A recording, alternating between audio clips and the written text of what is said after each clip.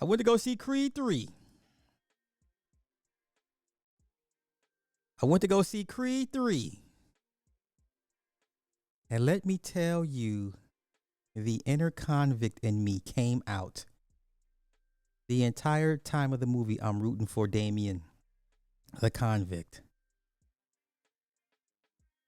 I am rooting for the convict, Damien. I don't know what it is, but like once you go to prison, right? You always rooting for the you always rooting for the guy that came out of prison. I don't know. I don't know what it is. But I was rooting for Damien the whole time. Like I had no problems with what he did. I have no problems with how he orchestrated his rise to the top. I have no problems with it. It was in my move in my mind, it was brilliant. I have no problems with what Damien did. Damien was a G. Damien was a G. All right. Damien was a certified G. All right. So the backstory is Damien and Adonis grew up. They spent time in a group home. They used to get beat up by one of the orderlies named Leon. So what got Damien, what landed Damien in jail is because so Damien was involved in underground fighting, boxing, underground boxing. He was a Golden Gloves champ, and Adonis was his towel bucket water guy, like his little assistant, right? So after Damien wins an underground boxing match, they go to celebrate. Because Damien had all these plans to go pro. He had all these plans to win the Golden Gloves, go pro, go to the Olympics, go pro. And he said, yeah, Donnie, you're gonna be there, right? You're gonna be right there with me. Gave him some of his money, gave him some of his earnings that night. So Damien had every intention on taking his mans with him to the top. So they go to a check cashing spot, and then Adonis, being a little hothead that he is, he runs into Leon. He says, "Oh, you don't remember me?" He says, "Leon." Leon's like doing a scratch up. He says, You don't remember me?" And then Adonis just hauls off on this grown ass man, starts pummeling him. So then Leon's homies jump on Adonis. Here comes Damon to save the day. Pulls the pistol. The cops run up. Adonis runs away from the scene of the crime. That's how Damien ended up doing basically 18 years in prison. Okay. So then we flash forward. Adonis wins his last fight. There's a 3-year time jump. He's been retired for 3 years. Runs the gym. His wife is a music producer. They got a deaf child. They got a deaf girl. They have a deaf daughter named Amara. Amara has anger issues just like her daddy because she punches a little bully, a little white girl that rips up her paper in school. And then there's this philosophical debate between his wife and Adonis in regards to how Amara expresses herself or deals with situations where she has to defend herself. And then Adonis made a good point. It's like, what is she supposed to do? And she's in a supposed safe space, and she has to defend herself. Okay. And so then Damien gets out. Damien, boy, listen. I listen. It's hard to not like Damien. And even after he did what he did, it's still hard to root against him, right? And so Damien's like, yo, man, just I wanna whatever. So Adonis is into boxing promotions. He has his Mexican fighter named Felix. That's his ace. That's going to take him to the top. He has a fight against Drago. He's supposed to fight Drago. Okay, so somehow this little ass Mexican is the heavyweight champion of the world. Excuse me. Somehow this little ass Mexican is somehow the heavyweight champion of the world, and he's supposed to fight Drago. Now y'all saw how big the dude that plays Drago is. He's literally 6'5", 6'6". Okay, he even made Michael B. Jordan look like a little dude. So they're supposed to fight Drago, right? So then you see in the trailers when Damien gets in the sparring match in the sparring with Felix because Felix keeps beating up all the sparring partners. So then Damien is old school dirty boxing Bernard Hopkins. Like he does shoulder punches, like he'll punch you in the arm, punch you in the shoulder. He'll kick you in the inner thigh. He throws elbows. This dude's a dirty fighter. Prison fighting, basically. Bernard. That's how Bernard Hopkins, was doing his thing. Whatever. So they had their first sparring session, and basically Damien gets the best of Felix. Felix is the product of a single Mexican mother. The single Mexican mother is just like a black woman. I shit you not. Hollywood is paying attention, y'all. So Felix's mother she's very aggressive, very masculine, very demanding, very loud. Felix is a mama's boy, just the Mexican version of it. Okay. So everyone's like, Dame, this dude is way old. He's like, they're old. They're like, he's older than you. Adonis he's mad old.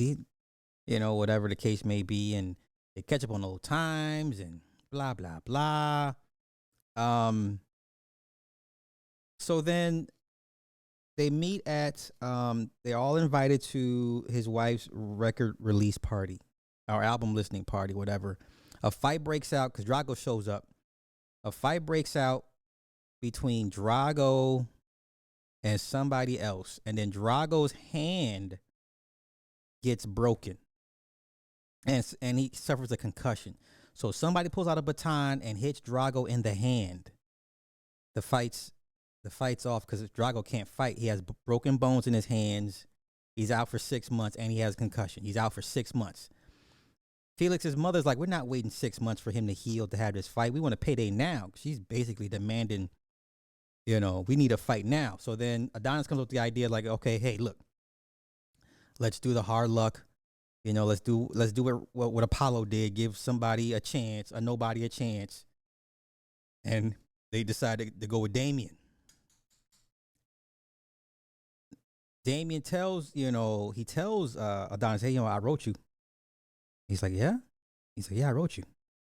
He said, I didn't get it. He said, your mom's still living, whatever. He's like, yeah. He said, I wrote you. So after Drago's hand gets broken, and then his mother, right? Creed's wife, whatever. I forget her name, the character's name, played by Phylicia Rashad.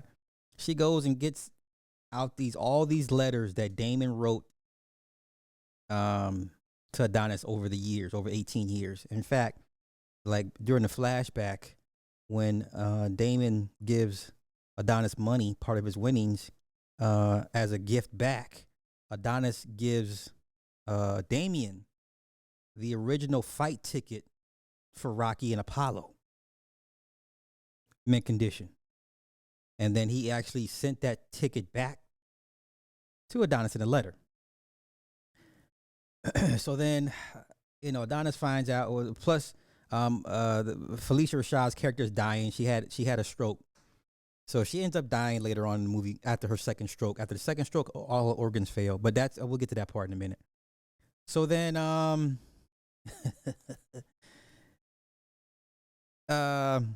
so she tells him, yeah, he wrote to you. He's not the person you think he is. Blah blah blah blah blah. So then the recent picture he sent him was a prison picture of all his homies and the one guy that got arrested for breaking Drago's hand. So then you realize Damien concocted this whole plan to get his title shot.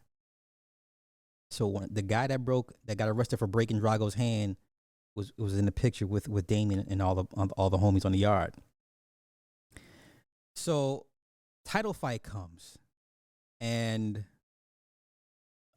Damien versus Felix.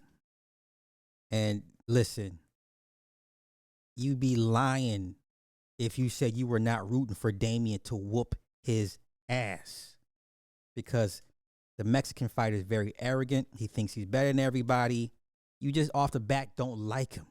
And you're rooting for Damien because, Damien, 18 years, he's like, yo, I still got some left in the tank. I just need a shot. And he proceeds The first shot, he hit him in the shoulder, and then he hit him in the upper arm and the tricep, and you just felt those punches. It was like ooh, ooh, ooh. And then he hit him, and then he brushed him with the knee on the inner thigh, and then he cut him with an elbow. And we're like, yeah, whoop his ass, whoop his ass, Damien. So Damien basically puts this motherfucker out and knocks him the fuck out, puts him on a stretcher. And so Damien is the unified, undisputed heavyweight champ. And and so then that's when Adonis's mother calls him over. That's when she shows him the letters. That's when he learns that she hit all the letters. That's when he learns Damien's ultimate plan. Now, listen, to be fair to Damien, yes, he felt like Adonis abandoned him, which he technically kind of did because he was saving his ass.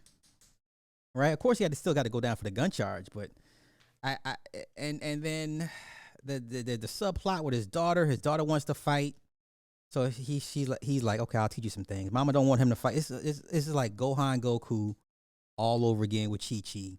Chi-Chi don't want Gohan out here fighting. Goku is like, I need him to be a fighter. Chi-Chi's like, no, I need him to be a student, to be some productive other than a brute like his daddy. Same premise here. She don't want her daughter to fight. Her daddy's a fighter. Seriously, like that's what you're going to pick up some things. Whatever. She watches all his fights, whatever the case may be. Because that's a whole subplot that I really didn't care for. But it's good to see, I have a black family, daddy-daughter time. That was good. So then we get to the mother having a second stroke. And this is probably the most poignant scene in the whole movie. The conversation between her and Adonis. Because towards the end of the conversation, she sees him as Apollo. And we're like, oh, this should be good. So she's like, she was angry at Apollo for leaving her because he died in Rocky IV, y'all remember. She was so angry at him for leaving her. And she didn't learn to forgive him until she took in Adonis. So I thought that was poignant. I was like, ooh, that's deep. And yeah, that was like, oh, it's like, oh shit, man, like, oh man, don't do me like this, y'all. all right. So she dies, and then Adonis comes clean to his wife about how he grew up in the group home, and Leon, and how Damien basically fell on the sword and took the brunt of it for everybody, and he ran. So the whole time, when Damien's taunting Adonis, he's like, yo, you ran. You always run. You're a fraud. You're not a stand-up dude. You abandon people. You run. And this whole time, I'm like, yeah, I'm on Damien's. I'm on Team Damien the whole time. Even though he knew he was going to lose the fight at the end. I mean, you just come on, right? So then she's like, hey, you got to do what you got to do. Got to do what you got to do. So he goes, then the whole training montage. So now that Damien's the champ, he upgraded everything, his whole life, training staff, got gym, he got sparring partners, got all the best equipment, while Adonis goes old school, just like how Rocky did with Drago. Rocky had to train in the mountains, in the woods, in the snow. Drago had the state of art, Russian equipment, all the bells and whistles. Same in Rocky 3 against Clubber Lang. Rocky had to go back to the hood with the niggas and learn how to get on, 2-4 time? Right? 2-4 time instead of 1-2 time. Get his rhythm, hanging with the brothers, right? Okay, same thing here. So then Drago shows up as a sparring partner for Adonis. That was cute. I like that. I was like, oh, that's what's up. He brings it back for a sparring partner. Then all of a sudden, it's like he levels up. He goes through Drago beats his ass and sparring. And all of a sudden, all these flashbacks. And then all of a sudden, Adonis is like, I'm ready. Whatever. So then we get to the fight. Not the best fight choreography I've ever seen in a Rocky Creed movie. Listen, Southpaw had better fight choreography. Yes, Southpaw with Jake Gyllenhaal had better fight choreography than Creed 3. I'm sorry. All this, I hate when they wing it, but I know why they had to wing the punches for the camera angles. So for those that understand fight choreography, why their punches are so wide, it's for the camera angle. Because if in a straight up fight, if it's just straight a straight punch. It's not gonna look good on the camera. So that's why they had to wing all their punches. All their kicks are long and wide. All their punches are long and wide. It's for camera angles. Okay, you watch enough boxing, MMA shit, you know that's not how a real punch is thrown, right? Doesn't even, half the time when you're watching a fight, you don't even see half the punches that land. But anywho, not the best fight choreography, not the worst, but there's 3 other boxing movies I could clearly were better. Hell, Undisputed with Ving Rhames and Wesley Snipes had better fight choreography than Creed 3. Rocky 4 had better fight choreography than Creed 3. Rocky 1 and 2. But anywho, so the best part of the fight is when it's the 11th round or whatever, or no, round goes into round 4, and then all the crowd disappears, and it's just them two in the ring fighting each other. No music, no sound, no crowd. It's just those two. So by the time that montage is finished, then it comes to round 12, and one nice camera trick was when. Early in the movie, when Adonis was fighting the South African for the rematch, there was times when he was taking the shots so he could see an opening on that South African's kidney and ribs. Like there's a montage, he'll take a bunch of shots, and the camera will zoom over and see his opening right to his back and his ribs, and he'll be like, okay, and he'll take another barrage of punches, and the camera will zoom back in for that opening. That was slick. I like that. So then, same thing here, late 12th round, Barraza punches back and forth.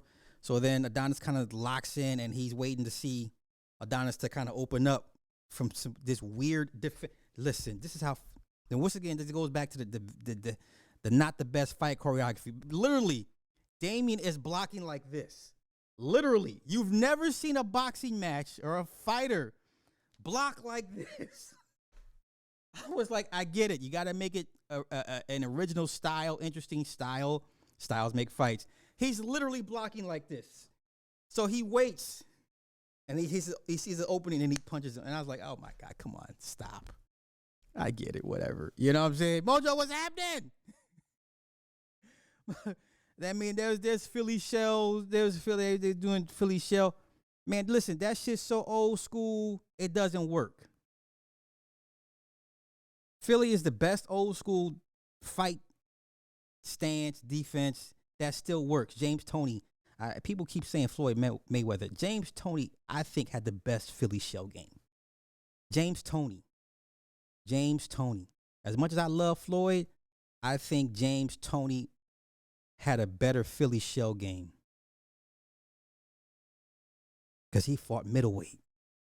But anywho, yeah, nobody's doing the crab style, man. Cut that shit out. Find me a fighter who nobody's doing. You'd be lucky if you see somebody do the peekaboo. Like the Tyson peekaboo. Motherfuckers don't even do this. No, they don't even do this. Everybody's either straight up or Philly shell. Come on, stop. So he sees the opening, he punches him, knocks him out. He regains the belts. So now he's the new unified, undisputed heavyweight champion.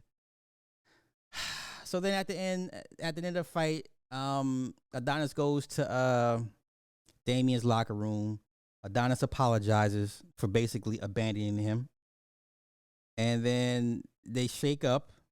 And then Adonis tells him, yo, if you need me, you know where to find me. But then I think the best part is when after, and let me jump back to after when Damien won the belt, Creed went to go see him, Damien, and this is when the moment when Damien reveals his true character, whatever the case may be, and they have words, and he calls him Baby Creed. You know how much he hates being called Baby Creed. He said, yeah, Baby Creed. He said, what you call me? Yeah, I called you Baby Creed. So then Adonis punches him in the eye. No, Damien punches Adonis in the eye, and Adonis walks off. But that's after he had won the belt. Whatever. Okay. This is better than Creed 2. Definitely better than Creed 2.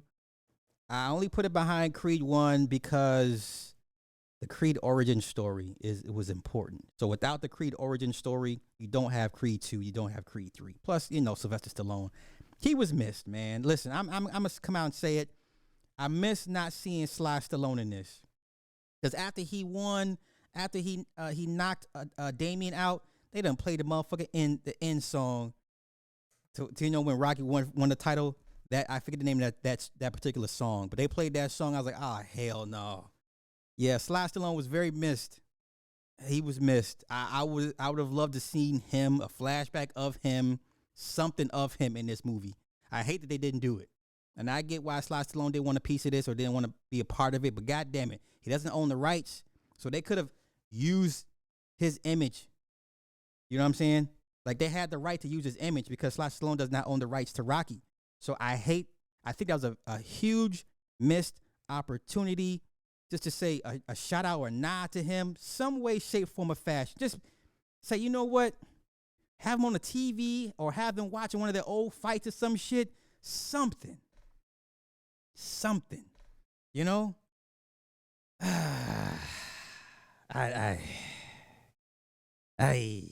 It was cool. So that's my Creed.